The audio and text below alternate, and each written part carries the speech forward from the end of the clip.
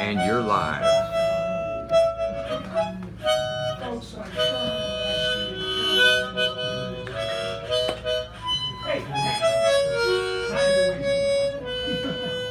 And now back to our regularly scheduled program, ladies and gentlemen. We have the second show starting.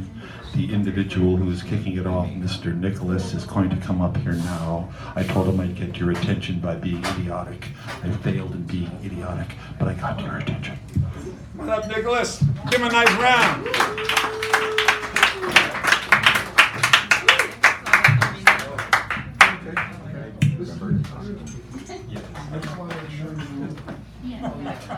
Is this volume cool? Can y'all Just understand? you gotta get right. Is this Almost okay? kiss it. All right. And from the diaphragm so we can hear it. Yes, sir. Thank you. All right. How y'all doing? Okay. What flag may I raise on this starry night, that it may shine proudly in the coming daylight? A house of nameless familiar faces, this size list of relatives is relatively long. Company's plenty, but I don't feel like I belong. The wall between Apun's dining and living room is the partition between myself and people who forget that I'm here. A sweet, forbidden, foreign tongue pierces my ear. I hear my mother's call and she's telling me to eat. The scent of sinigang and lumpia gets closer with each step of my feet. A half ghost, I'm only noticed when an elder expects me to seclud. A sign of respect, in my case unreciprocated. Towards an elder, I touch the back of their hand to my forehead and they turn around without conversation. I'm back to being dead.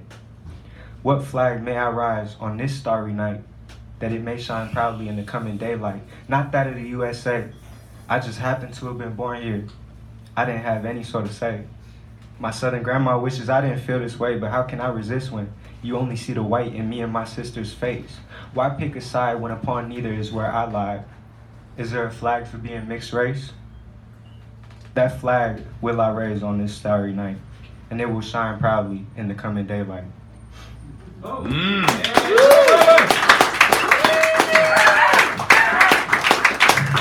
Thank you. So, my grandma from the South, I referenced in that poem, I wrote another one for her earlier today. And I entitled it, Dear Grandma Belly. Alright, so, God could be a woman. She might be black and covered in tattoos. What's that to you? Would you deny God a job? Who is this white woman? Who is this white man to which our colonizers have assigned Jesus' name? He looks to me much less like a Jesus Christ than a Steve or a Bryce. Is this not a travesty most profane? Did you forget that Nazareth, Israel, is in the Middle East? He probably looks much more like an Arab than you or me. Have you stereotyped Christ as a terrorist? How dare you call yourself a beloved child, an imitator of God, when you watch Jimmy Swaggart on Sundays? The Vatican has been overran by pedophilic rats, but that's okay. Don't question your faith. Pray every day and say not the Lord's name in vain, but say without hesitation the N-word in reference to the black race, okay. You wouldn't be upset unless it was white kids at the border in a cage. Remember the seven deadly sins. White nationalism is a form of pride. I'm sure God isn't blind too. A good steward of the earth wouldn't vote for a man that would bring the coal industry back after it died. Wait, did you forget those lines too?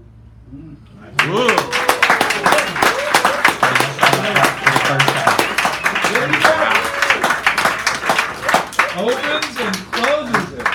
I have a new thing. I should not read after him either. Okay. Never read after an 18-year-old. I have two poems. My name is Vince Cavries. I have two poems. Oh, Mr. Rubino, you're on deck. I have two poems for the subjects. This one's called Alone with the Rain. Denied again in my mind, I hear it inside, deciding how the sun will rise and when, punching a hole through the day, 1 foot in tomorrow, 1 step back in yesterday. Always knocked down, unbalanced, 1 palm, 1 knee, no stars in the sky tonight, unable to look up further into the night celestial sphere and see, unable to crawl, laying sideways, fetal position and all, grabbing the insides of my soles, my chin dropping, only one ear able to know, waiting, watching, one eye open, the other one closed. Alone on both sides of the bed, an impression on only one misaligned pillow, my fingertips touching the cold blanket next to me, the window's reflection, the rain's image on my face, akin to the weeping willow. Yeah.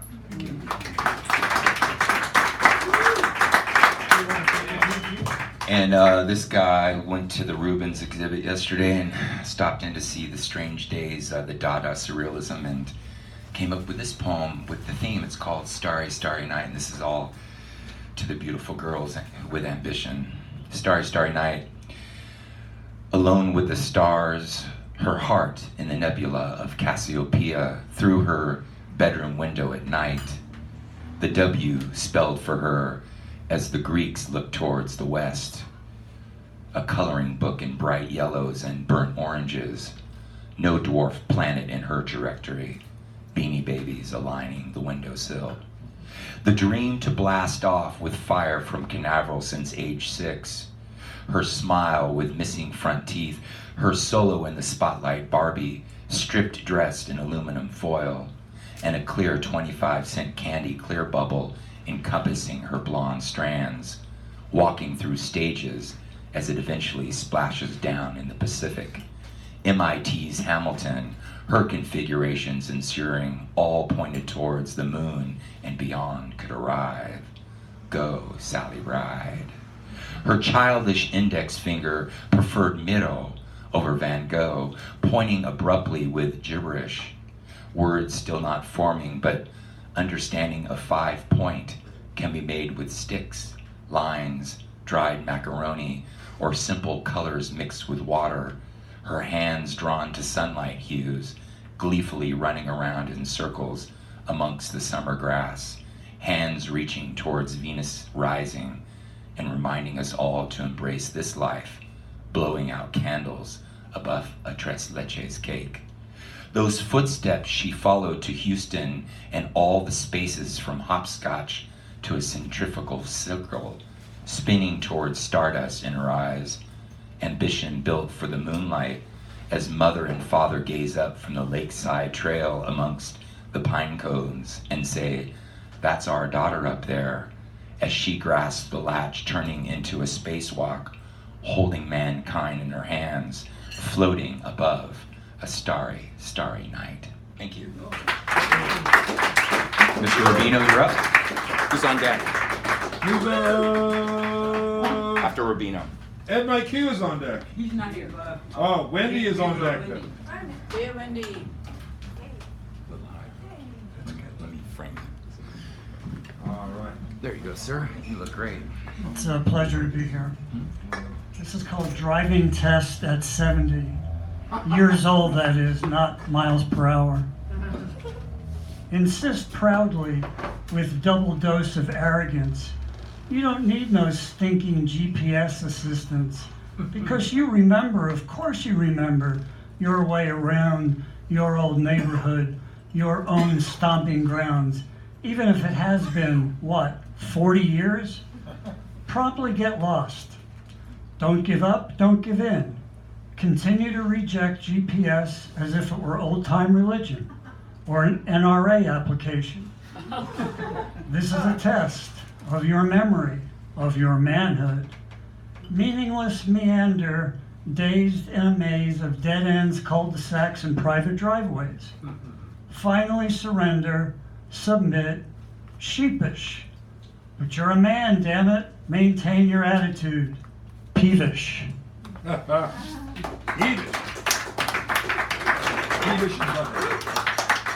This is called Love in the Time of the Cuban Missile Crisis. An hour after our idolized, lionized Catholic president tells the nation, any day now we might get blown to kingdom come, you exit your parents' warmly lit living room and step all bundled up into a windless chill of a late October starry night. A zit-faced, skinny as a stickball bat 14-year-old looking for the exotic 16-year-old girl next door, walking her pint-sized, full-sized dog. With nuclear annihilation imminent, you figure you might as well bare your soul and tell her how you feel. For nearly 2 weeks, Kennedy and Khrushchev and Cuba hold civilized existence in a chokehold of existential crisis, as lines into churches of all denominations spill onto the streets. And for nearly 2 weeks, on cold, clear, starry nights, you find comfort walking with the exotic girl next door, talking as if in a ferocious fever about doomsday desires and diminutive dogs, until, like roiling wintry clouds, the crisis and the fever pass, the former with a collective, exhaustive, extended exhale, and the latter with a small surgical scar on your psyche. Thank you.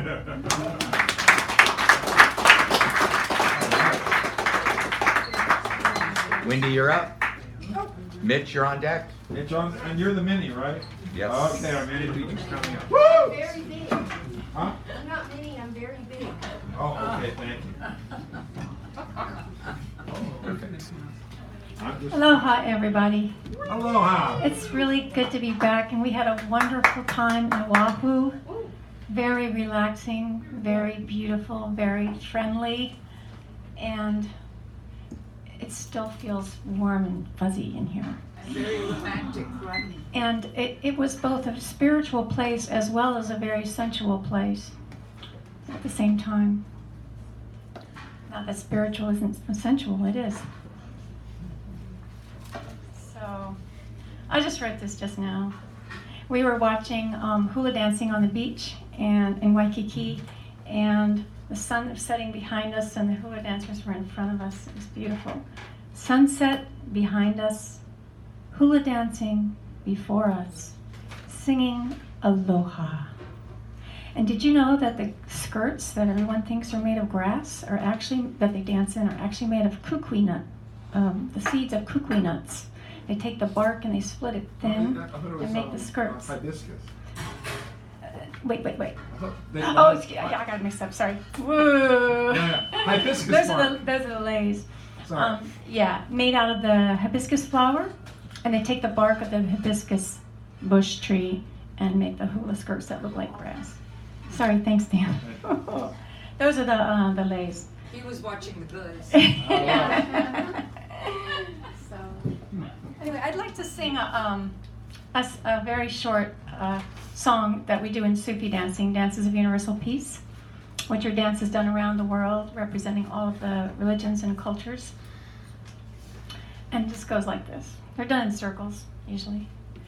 From you we receive, to you we give, together we share, and from this we live.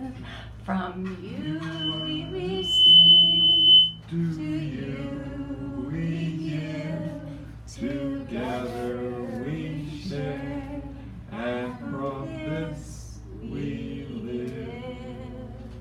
So anyway, there's actually a song on a CD I have of slack key, instrumental slack key Hawaiian music that's a Shiny Shell Lullaby, and that's, I realized it was a melody I recognized that they do in the Dances of Universal Peace.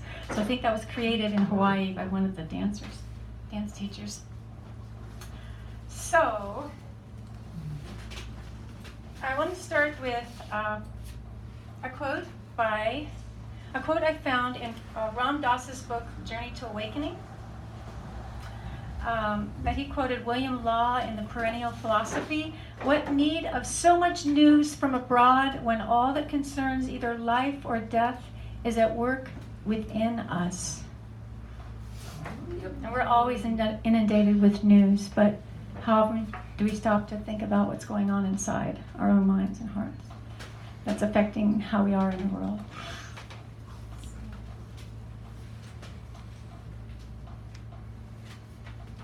And I don't have a new poem right now, but I came across something the first day I got back that I really like. It's about someone's experience walking through the woods, going inside, as I was saying, and like a spiritual experience.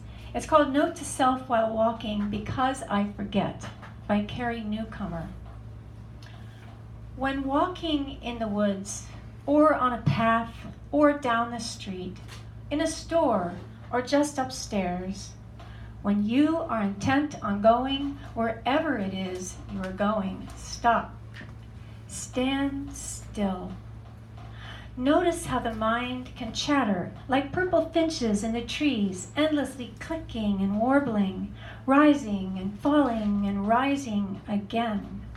Notice all your plans and longings, all the things you got but didn't want, all you wanted but didn't get, all the circular conversations aimed at changing what was already said or unsaid. Notice all the losses you are carrying with as much grace as you can muster. Notice the sky, the feel of the air on your skin, the sounds of what hangs in the silence, the hard knot in your throat. Notice all these things and more, because there's always more. Then let your heart open, even just a crack, a dribble, or a dam break. It doesn't matter, because it is in that opening you'll find a clear space, the one you keep finding and losing and finding again. Remember to love it all of it. Hold hands and high-five with what's easy and dear, ephemeral and brilliantly ordinary. Wrap compassion like a blanket, the kind we place tenderly around other people's shoulders. When the disaster is done and the worst is over, love it all without looking for any way out, not condoning, just allowing for it all to just live where it lives. Love everything that broke your heart open, that changed you forever, that made you softer and helped you understand what you could not have understood otherwise. Love what you've endured. Love what you are still enduring. Love the purple finches and the sidewalk, the view from the upstairs window, the brambles and wild asters, and the click of the keyboard. Love all of this, small and fragile, big and beautiful life. Then take the next step. Thank you.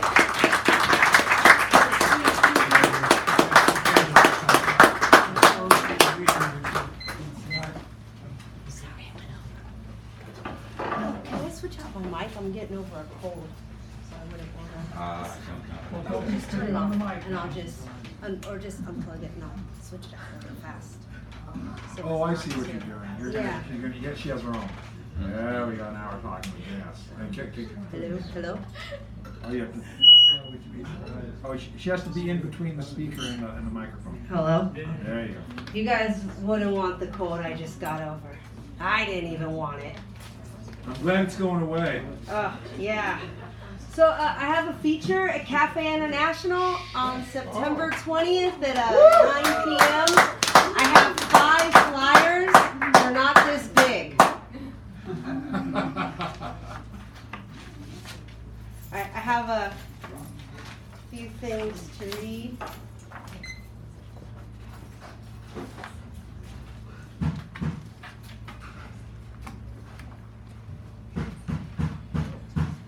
What am I doing here? She thought to herself as she looked around the room and at him lying on the floor. She stared as she watched the blood oozing from his head, covering the wood floors. She shook her head and frowned. Smirking, she thought to herself, she really loved that floor. She had taken off her heels, allowing the wood to touch the soles of her feet, fearing the possibility of a splinter. Unpolished, raw, and real, just like her, she watched as he continued to ruin everything. Even in death, he ruined the floor she loved. Fuck, what did she touch? Nothing. She was careful, and he moved too fast. Way too fast. She didn't have time to touch anything. No sooner did he offer her a drink, did he try to make out with her and start to remove her shirt. He couldn't have He couldn't even try, not even try. They were always the same, amazing, affectionate, sweet, and romantic, and the minute you were alone with them, they were all over you. You couldn't even pretend, just a bit longer, she kicked him. He was gone, definitely. She put the weight in her bag. Looking around the apartment, she chuckled. Great floors, but what a slob. She walked to the door. It was partially open. She leaned against the wall. A tear began to roll down her cheek. He didn't even bother to shut the door completely. She mumbled as she opened it with the toe of her shoe, peeked out, and then quickly walked down the hall and out the door.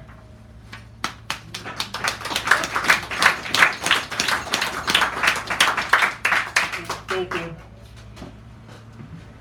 It's in the park, she smiled as she began to walk. This is the one thing I will never get used to, she said as she sped up her pace. I just really have to go.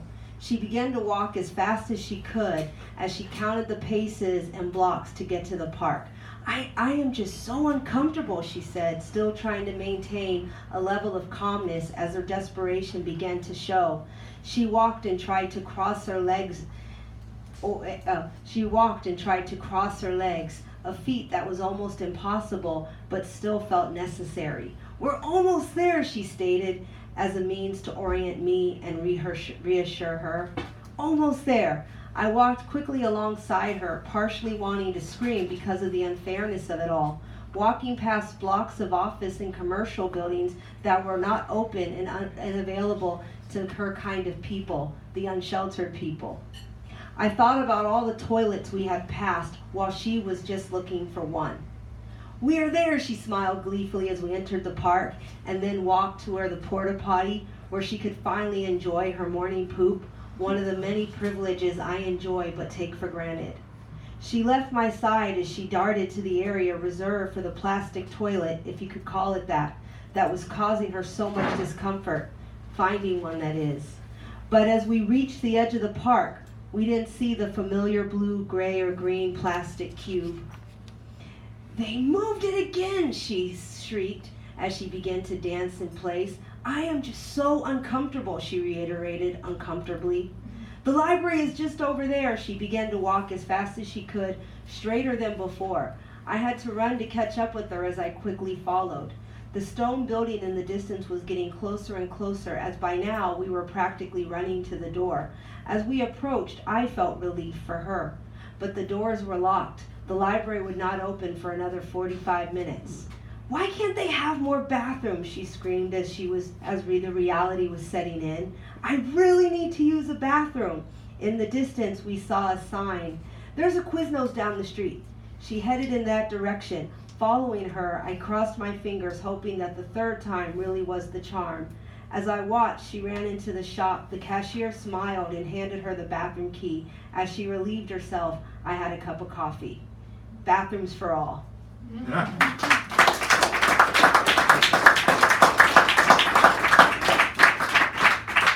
And then I have a couple short ones. Am I okay? Oh. Why try as you remain closed? They will never get it. You ask for what you do not give. How dare you? With a closed, paralyzed fist, which cannot move, I cannot let go. I speak, it bounces off, never absorbed, always disregarded. I walk away. They wouldn't want to be you. They wouldn't know where to start. And then this last one. A starry night, you shouldn't need a flashlight, but in our world, you do. Thank you. That's it. Thank you. And Rob, it'll take Rob a little to set up.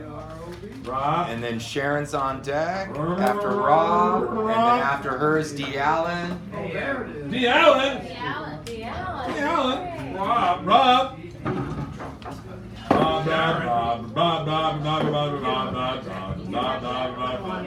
I'm filling in the blank space, Rob. Welcome, Dan. It's wonderful to see you. Thank you so much. Karen, we signed you up.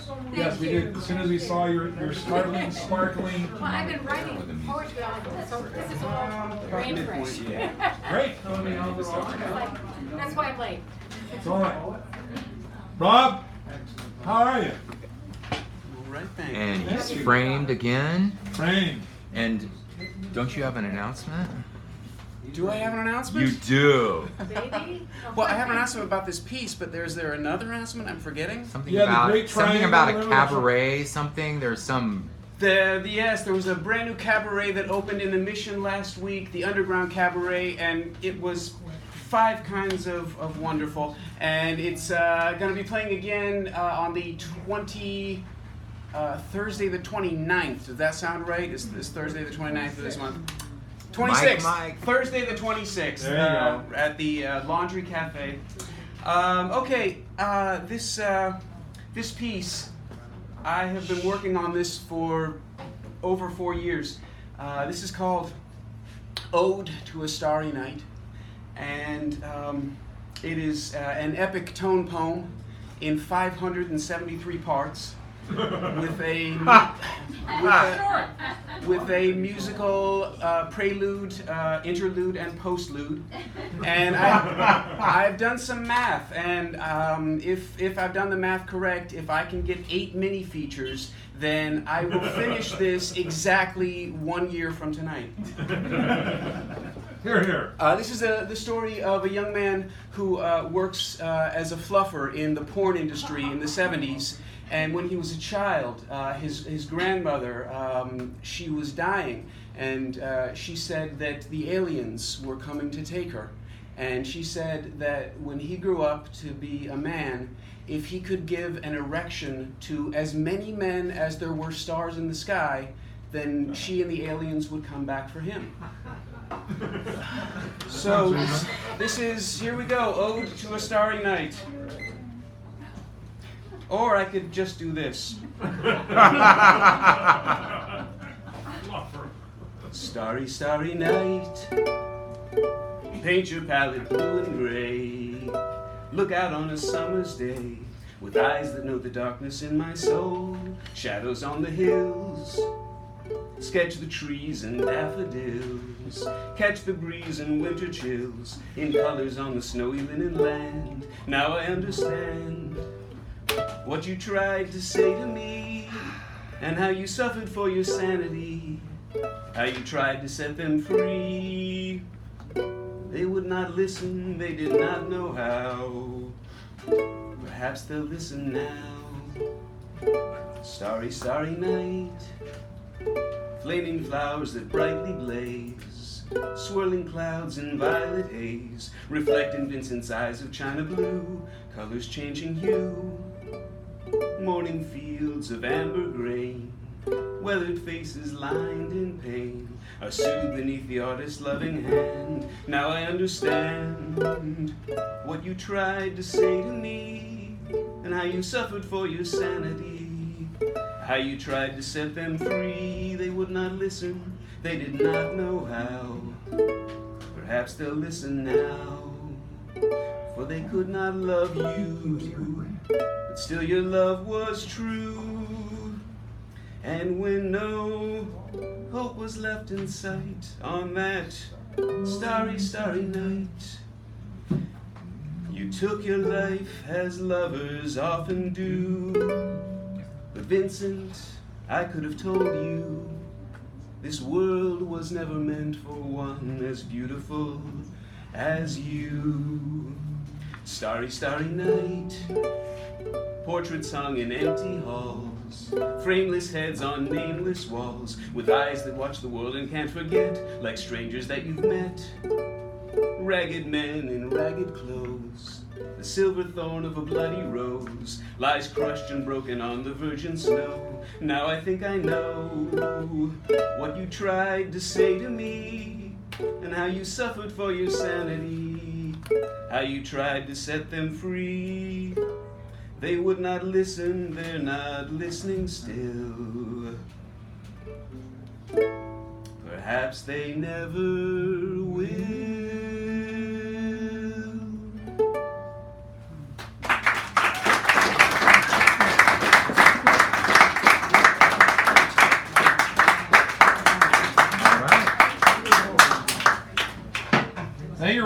And Rob, I got the quote sheet for you already.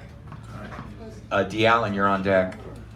And this is Sharon Scott Kish, the renowned and the marvelous, magical and wonderful, the lucid and lyrical, melodic and mysterious. Kansas City Kiddo. I was going to go with an N, but I couldn't get two N's. Thank you. This is called No Fish, No Fowl. The Midwest, with lakes, streams, ponds, a lot of fishing. Friday and Saturday, fish fries, very common. Most of the men had their fish stories, the women their recipes. Some kids went on fishing trips, just an outing for them. Every kid had some time and experience on a trip. Some eventful, some not so good. But everyone was anxious to get home to tell the latest story, fish story. Then came fish sticks. Every school cafeteria had them, and everybody hated the dreaded tuna salad and the tuna casserole and the damn fish sticks. Dry, dry, dry. Take your pick. Yeah. Or as always, the tuna salad sandwiches. Some got pretty wet and soggy before lunchtime. Good time to trade. Mothers tried to convince kids they were a treat, but some kids really liked them and others preferred hamburgers or for a casual meal. Dads didn't care for them. Okay, Mrs. Brandon, she had her own. She had 6 kids and thought it was a great money-saving deal. She mixed every part of the fish together, and what a gooey mess. And that family usually played with the meal. Even the dog didn't want it. And most of her meals were pretty dull. Majority ended up in the garbage. The woman had no imagination, the other women said. Fish sticks, what a waste of time and money. Why take a good piece of fish and mash it up and ruin it? Newfangled foods, phooey. Good piece of fish, coleslaw, some cornbread, and maybe some french fries, corn on the cob, and the meal was good to go. Saturday morning was always a good time for short fishing trips. Up early, I mean early, usually before daybreak. Off to the country, lots of good lakes, ponds, and streams. The key to a good catch was to arrive early, set up the site, break out all the gear, check to see what was biting, and get out the lures. Wait, don't forget the playing cards. Pack the lunches, the beverages, iced tea, lemonade, a few pints of whiskey, a cooler of beer, and some soft drinks. Soda pop. The men really weren't that interested in the food, so they let the women pack the food. If the women were going to join, the lunch was usually more elaborate, complete with a good dessert. The men were more interested in the competition, the cards, the booze, and the board games. Some of the women were quite good at fishing because they had learned as young girls at their father's knees. So, nobody could beat them. The kids usually got distracted and if they didn't get a bite right away. Some were afraid of the hooks, crickets, crawdaddies, and the bait. Ooh, and the girls didn't want any part of it. It upset the old fishermen because a lot of times they spilled over the buckets of bait. Great care had been taken to select this bait. Set up piles and poles all along. Dogs were usually pretty content just to be along, adventure, an occasional game of chase, but they usually settled down pretty fast, unless they were young pups. That took a little while. When a large group went in, it got more complicated. Everyone had a definite idea of where to set camp up and how to set the poles, what bait to use, and it became a committee. Each man had his own idea of what direction to set the poles and where to set the camp and gauge how the stream and lake and pond were running. It's May, the weather's nice, but not too hot. Neighborhood men have been planning a nice short trip outside of Kansas City to do this. They're going to go camping. Well, no, we won't camp. We'll just go and spend the day fishing.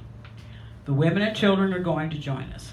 Mrs. Castleberry is in charge of food. Mrs. Burns, blankets and folding chairs. Pops Duncan, cards, checkers, dominoes. Better chore for him since he is almost blind, 90 years old, and a little deaf. Friday night, all phone calls made, everyone in bed by 9 p.m. Early start, meet at 2:30. Off by 3, on the dot. Trucks, cars, kids have not slept all night, and so they are ready to go to sleep in the back of the cars. Everyone stays close, lots of winding, because the roads are not marked. Dirt roads, dust flying. Moon is still bright. Find the lake, unload, Walk with care in the dark. Mr. Burns, Mrs. Burns has that big damn straw hat and sunglasses on. Mind you, it's dark outside, but she watches a lot of movies and reads way too many novels. It's a dark, rough road, and here she comes. She has on high heels. Oh well, there she goes, dragging blankets, bumping into people, and stumbling. Men are busying themselves setting up camp. Where's Pop Duncan? Nathaniel goes to find him. He made a wrong turn, and he's got all the games in a radio flyer, so they brought him back. Starting to settle in, get the fire started, breakfast is smelling good. Fried corn, fried potatoes, fried ham, bacon. The Dutch oven is hot and ready. The grits go in, and wait a while, the biscuits are placed on top. Doesn't get too much better than that. Open up the jam, warm up the syrup, get the butter out, and let's go. The kids eat a little bit. That's too much. They're upset. They want to play. So the kids, they watch the crawdaddies, and it's really scary, and the girls are not touching those worms. Dogs are swimming, eating grass, and puking on blankets. Settle in and wait. Here comes Pops Duncan. Oh, wait. He was coming. Where'd he go? Uh-oh, he's in the lake. Dogs think it's a game, and they're licking and nipping at him. Somebody get him. Getting just a little windy, the sky is sort of dark. Kites are getting snagged in the trees. Poles are leaning. Mrs. Burns has just lost her hat. Mrs. Sinclair and Mr. Sinclair, he's an ex-army officer. He orders everybody to the shore. Everybody line up. We got to go get Pops out of there. Get him out of that lake. Out come the Brownie cameras. This is fun. Well, someone turns on the car radio. Tornado warning.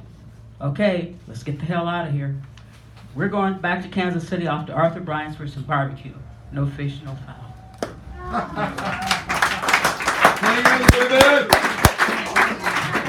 D. Allen, you're up. And Bex, is Bex still here? Yeah. Oh, you're on deck. You're on deck.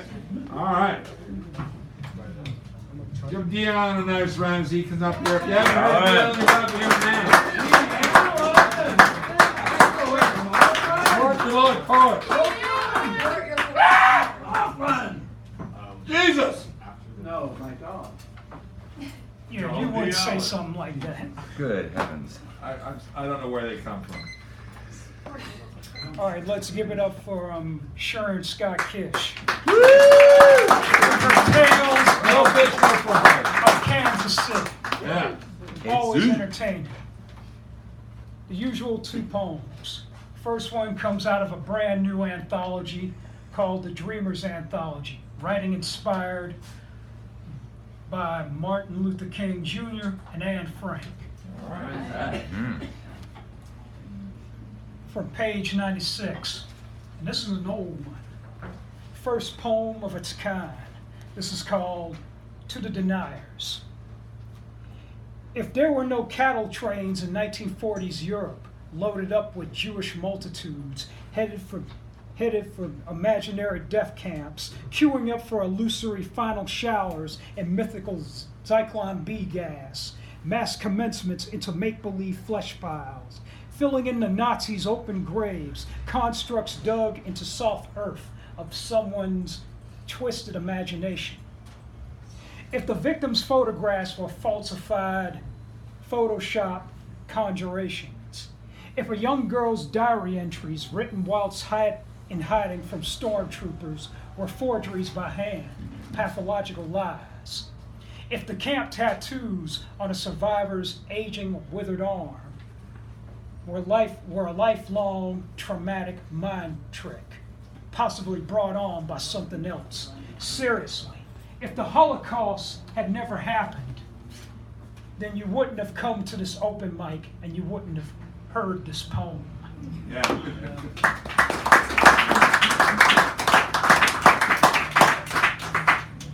That was called To the Deniers, the world's first poem about Holocaust denial. And the last piece is on actual events. At his large, towering breakfast. Peeling bark eucalyptus, live oaks frozen in contorted positions, lofty, transplanted redwood trees well.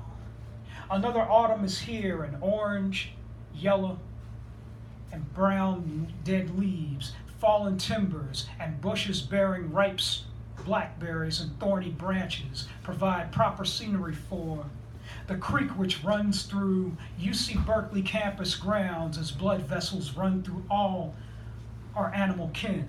The creek which flows singular, beginning as twin watery paths, deep in Berkeley hills, somehow combine.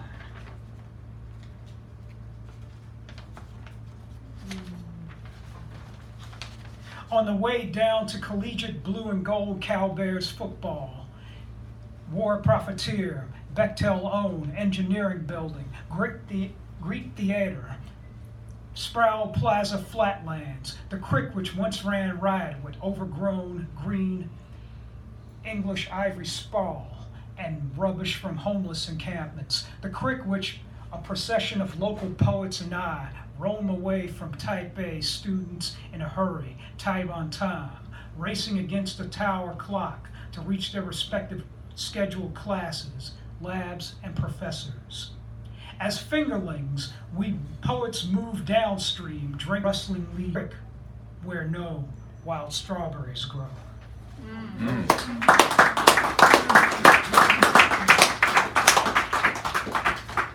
That last poem was called Strawberry Creek for Denise, Colette, and Chris Olander. Bex, is this your first time? Yeah. Back. All right. It always pissed me off that all anyone in the media ever cared about was sex. That all grown-ups cared about was sex. Read it in books, watch it in movies, hear it in every song on the goddamn radio. You can't escape the constant blaring. I'm horny. Why'd you dump me? Fuck your new boyfriend. Fuck me. I fucked you. You fucked me over. You can't fucking escape it. And it used to piss me off that everyone's was so unsophisticated, only ever talking and writing and singing about sex, and that they were all just animals dressed up in clothes going to work. But now I go to work too, and all I ever write about is sex.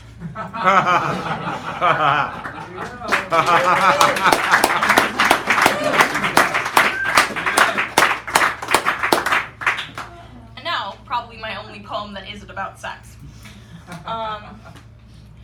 There are places in the forest where flowers grow and beckon you off the beaten path, and you feel sleepy all of a sudden for no particular reason. You just want to lie down with the massive, stocky pink flowers, see them curling and winding above your face, made into dark silhouettes by the backlighting white sky. Lie and feel soft and numb, caring not about the cute little bugs that make you their casual footpath. Reach out and put your fingers around the leaves, feel how smooth and damp they are. Maybe it would be nice to spend forever here, cradled by grasses and vines, and to let your muscles relax, let your organs slow their busy work and relax, relax, relax. Wouldn't that be lovely?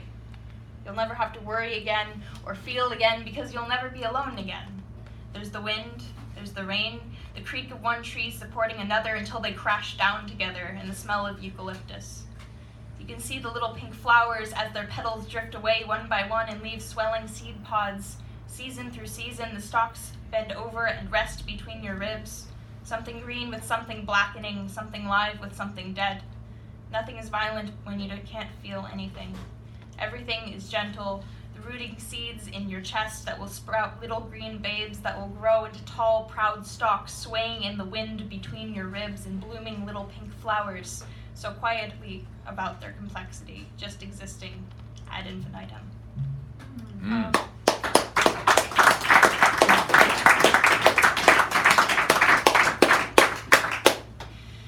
We are so desperate for sex, clanging our bodies together like pots and pans as soon as our slut-shamed consciences let us.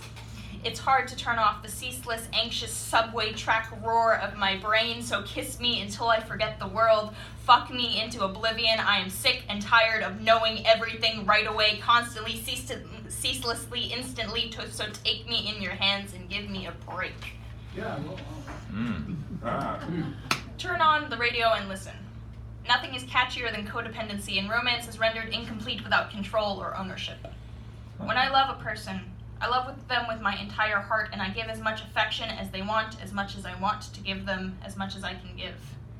When I say I'm committed to someone, I mean they have my entire heart in their shirt pocket to do with what they will. I mean they're one of the few people on this planet that I truly trust enough to get attached to because I know that they love me for exactly who I am, that I don't have to change myself to please them, and that I don't have to give up my independence to soothe their jealousy. Because when I'm committed to someone, it comes in the form of feelings and genuine connection instead of hollow promises. No, I will not love you more than life itself, but I will love you. I will not pretend you are the only love in my life, but I will give you every ounce of energy and attention I have whenever we're together, and I will smile when you cross my mind when we're apart. I will think about you on the bus and in the shower and when I'm falling asleep. I will not pass up doing the things I want to do in an effort to please you. I will keep living my life and spending time and sharing fluids with whomever I want. Yeah. I will not make you my everything, but I will do my best to soothe and validate whatever anxieties that come around, and I will love you. I will not make you my everything, but I will cherish you as an important part of my everything, a part that makes me very, very happy. How much more time do I have? Okay, 20 seconds. This is from the other day. I was looking in the mirror after I got dressed. Tie on $10 thrift store sneakers. Zip up torn shorts you took from the donation bin. Pull on stolen boxer briefs. A fraying bra, a hand-me-down t-shirt. And sling on that secondhand backpack you've had for 3 years now and think rat intensifies.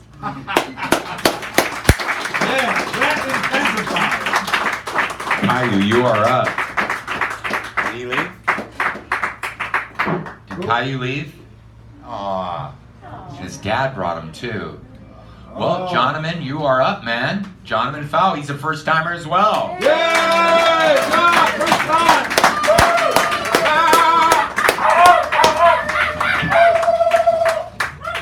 Into the mic.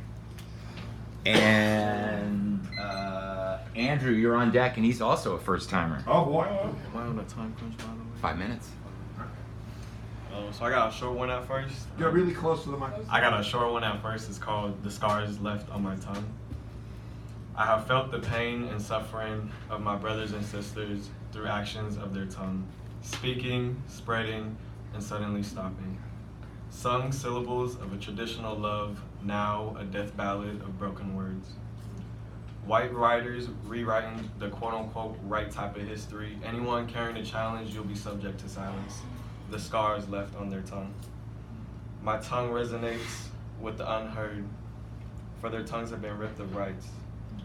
Their words and tongue have become my flesh, and here I am to shed till I die, and leave it here as the fallen feathers of history. Time flies, and the evolution of oppression sheds its own, and now a peacock of feathers. A beautiful disguise to diffuse vulnerable eyes. Our people have restless nightmares, yet eyes wide open. The scars left on my tongue as I indulge into the same mentalities of my brothers and sisters, silenced. The scars left on my tongue, the scars left on our tongue. Thank you.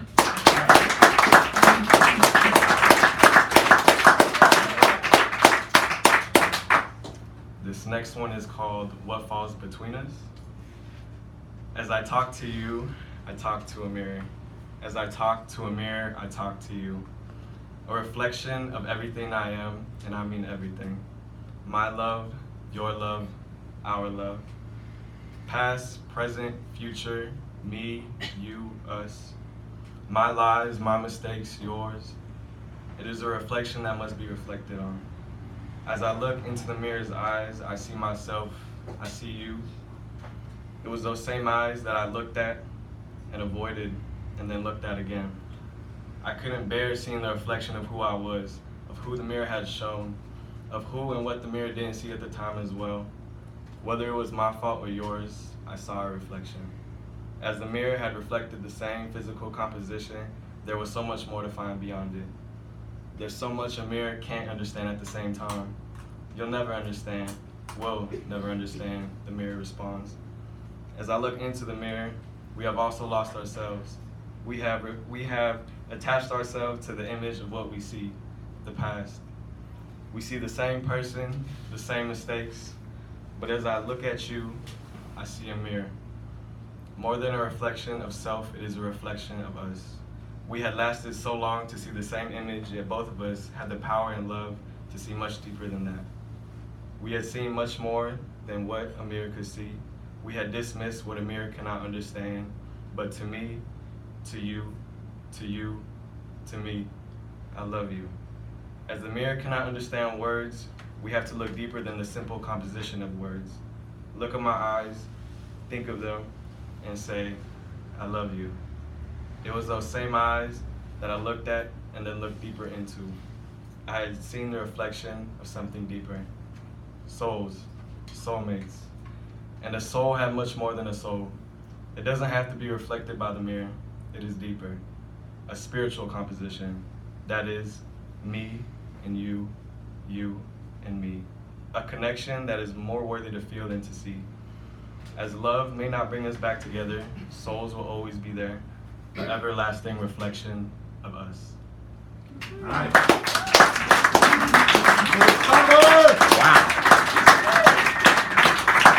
Andrew, you're up. Karen, you're on deck. And this is his first time, right? First timer. First timer, come on, let's hear it. Hold on here, let's go.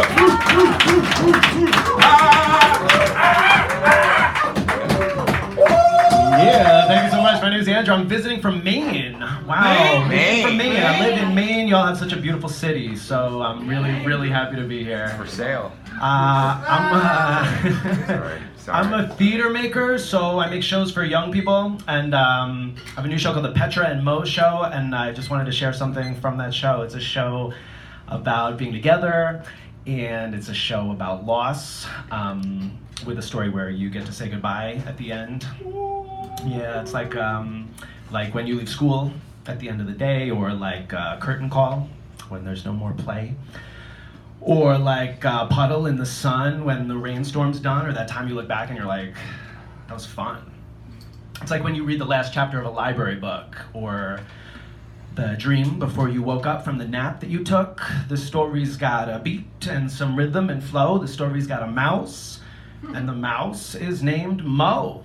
Meet Mo, small and mighty and thoughtful and tidy and prone to big dreams, which means Mo gets called flighty by some, but not Petra, Mo's roommate and schoolmate, etc. And Petra, and it's okay to laugh because Petra, Mo's roommate, is a giraffe with a tongue that's long and a body that's small and colors like leaves that are changing for fall. And this pair shares a treehouse, a home in the boughs where they sleep and they chat, and when time allows, they do brunch in the branches. Take tea in the twigs, they eat dates and apricots, peaches and figs. They look out at the view and they know what to do when someone comes to visit and make something new. They come up with ideas and then see what grows, and then they make puppets and then they make shows. So Mo is the host with an MO to flow, and so roots and boots, you know, stuff that's rough but enough to grow and make ladders and chutes so you can gather the flutes and climb around in cahoots with adders and newts in dark suits and read Proust. Eating cookies, remembering books we found in the house of this mouse that's a roost and a runway. A super cool fun way to make it and take it from one day to someday to showtime. And maybe have juice or fruit salads, write ballads, show talents, show talons, and a palace of birdsong up in a tree. And there's Mo with a mic, just like an MC. Thank you.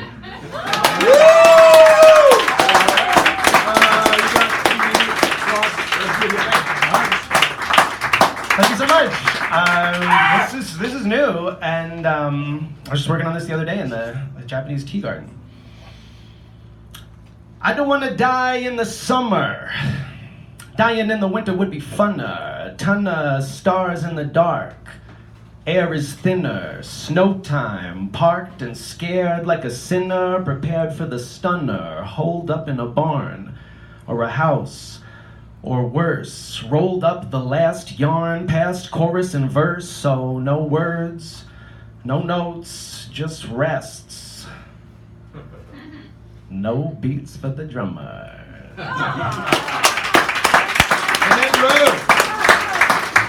Karen, you're up. Mr. Soriano, you're on deck for our last word. All right. And please, everyone, stick around. We have lots of raffle prizes. Yeah, odds are, if you're here, Mitch, you're our gonna mini get one. feature, made earrings. Okay, Yes. and they will be. Wow. Yeah. Wow. That gift this year. I'm glad I got here in time to hear some amazing poetry. That was great.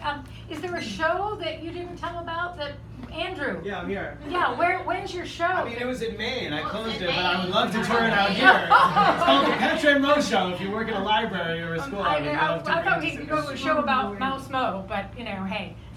Let us know. And let us know. Yeah. And this is all to in acknowledgement of the return of the great Dan Brady. I'm sure you've already. Where? And also lots and lots of thanks to those people who supported Sacred Ground's great job over the last the last year that we've been missing Dan.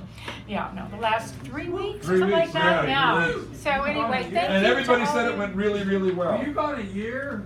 Well, we still missed you, Seemed Dan. like a year.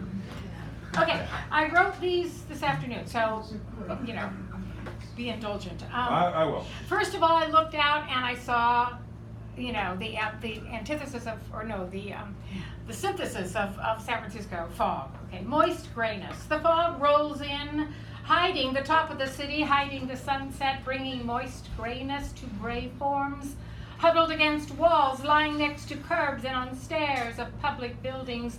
Gray huddled forms accept moist fog after chill winds of afternoon tells them they will be blanketed by cool black night.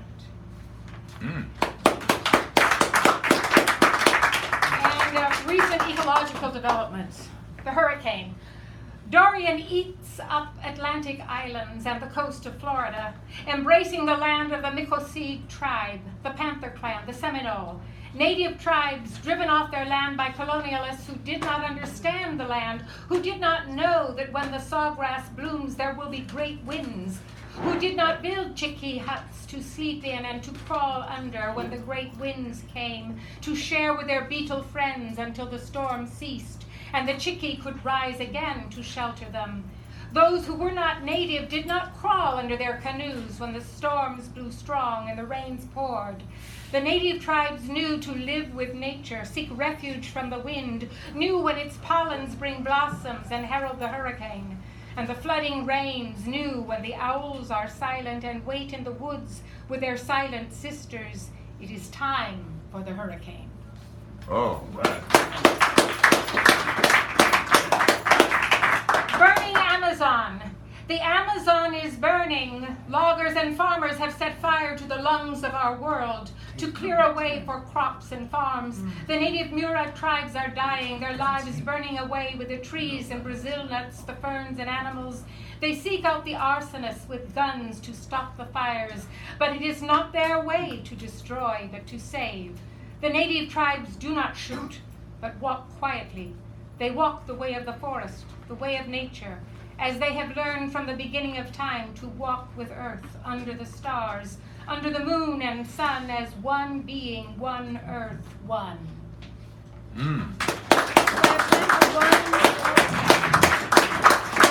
War against earth. Amazon burns, Dorian throws vicious winds against the Bahamas and Florida, ravaging indigenous lands, flooding airports and cities.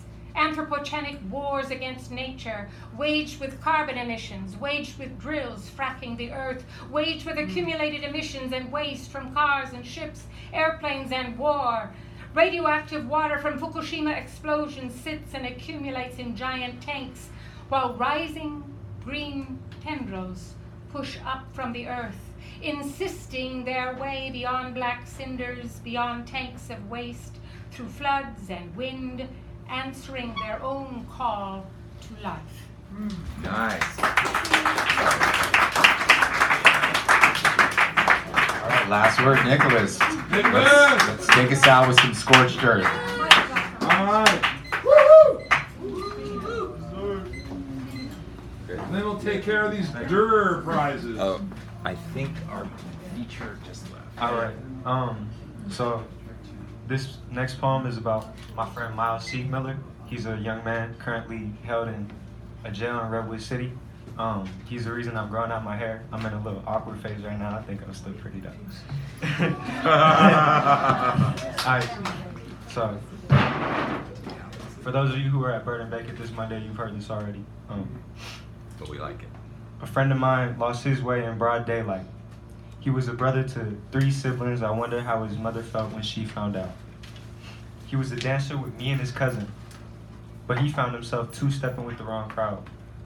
We knew he was strapped, but we didn't think he pulled a trigger unless he had a good reason to pull it out. Too late, but I find myself wondering now, why hit licks if money isn't a real issue? What is there to gain aside from the ability to say that you've caused another person pain? Nice shit feels nice to have, but it's nicer to see another day. We knew he was strapped, but we didn't think he pulled a trigger unless he had a good reason to pull it out. It took a while for it to sink in that my friend had been put away.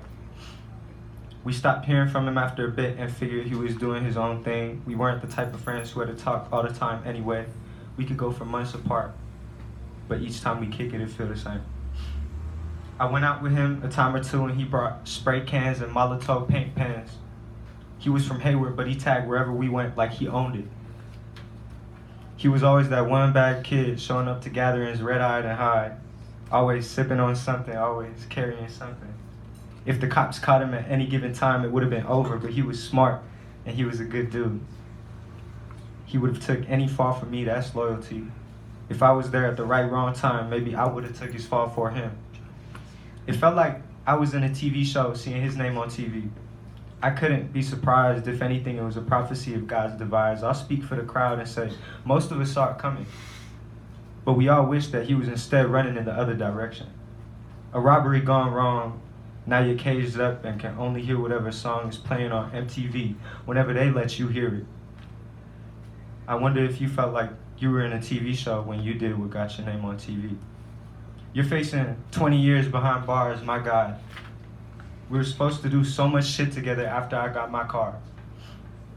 I get upset thinking about the last times we had, knowing that we could have had more. If you didn't fuck up, only makes me mad. Sometimes I find myself wishing that you had better aim. So that poor man you shot didn't get away to call the cops and describe your face. I wish you killed him sometimes, I didn't know him. Maybe then we'd have more good times to remember on our last days. I just wouldn't look at you the same. You spend a few cents to call me sometimes, so it's not like you vanished from my life. I visited you for the first time the other day.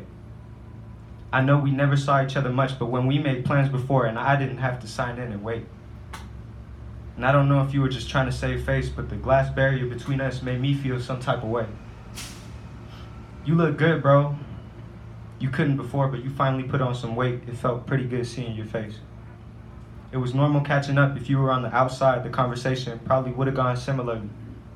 Only I wouldn't have had to lift the phone up to my ear, hang it up, and wait for you to put in change, pick it back up, and put it to my ear again every 30 minutes to hear what you had to say.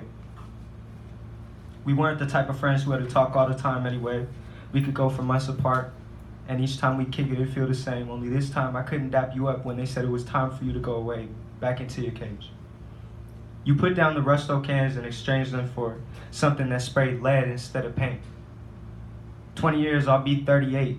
I might have my own kids, my own place. I might even be famous, have my own concerts, people screaming my name. In my mind, you were supposed to see me do it, but they're making you wait. I'll be making use of my prime, and meanwhile, you'll still be doing time. You'll have damn near 20 years of catching up to do after serving 20 years.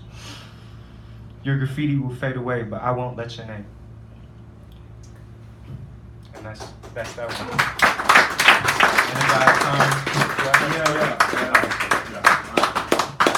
I've got one more. I wrote it earlier this morning, specifically as a closing sentiment. Bomb threats and active shooters. Is this the future of America's elementary schoolers?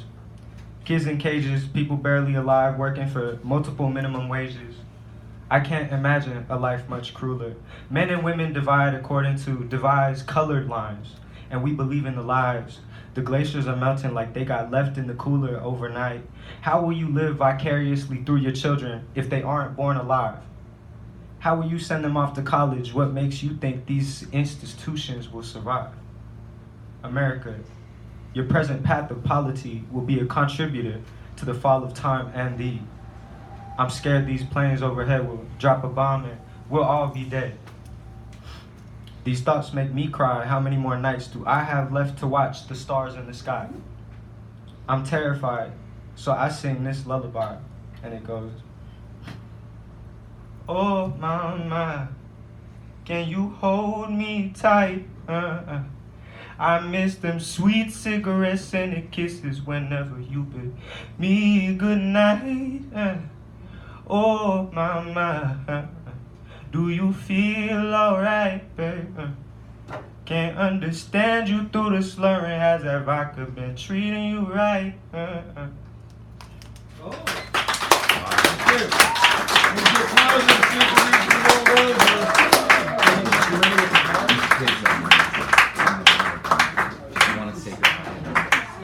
We closing off? Yeah.